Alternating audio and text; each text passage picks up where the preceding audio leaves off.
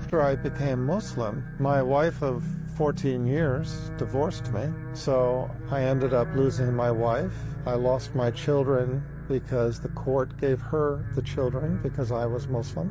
They gave her custody. The court gave her custody. The process was clearly slanted against me because, for example, when what is now my ex-wife, when she went to the court to file for divorce, the judge filed the divorce initiation proceedings, but she also placed an injunction upon me saying that I was not allowed to go within 100 feet of the home, 100 feet of my home, 100 feet of my wife, 100 feet of my children, and so on. Before doing that, she asked my wife, she said, "Do you feel threatened by this man?" And she said, "No." And she said, "Has he ever hit you?"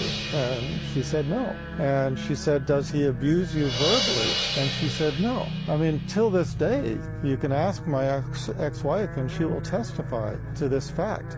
You know, the judge asked her, "Well, then why do you want a divorce?" And she just said, I just want out. We're going in different directions. He's become Muslim, I'm Christian, and so on. And the judge said, the judge just placed this injunction upon me because I was Muslim. That's my read on it, based upon the conversation that happened between my ex-wife and the judge, how it was related to me. That's my read on it. And so, as a result, I went through a period of time when I could not even see my children.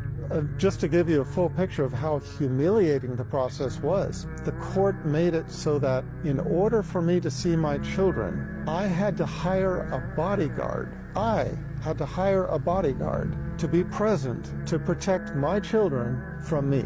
That's how much they humiliate the father in these circumstances. And this despite the fact that no history of verbal abuse, no history of physical abuse, no threatening behavior, nothing. My wife just went along with it. You can ask her reasons, but that is how humiliating the process was. So in any case, what else did I lose? Okay, so the house, the wife, the children, the car, the property.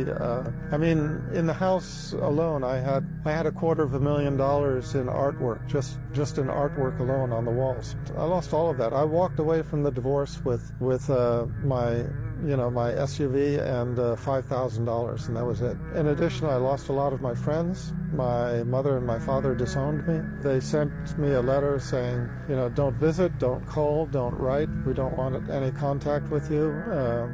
You're out of the will, etc., etc. And that was that. Now, the nice thing about that story is that many, many years later, we were able to communicate. As they became older, we improved our relationship to the point where both of them individually made shahada before they passed. Both of my parents have passed.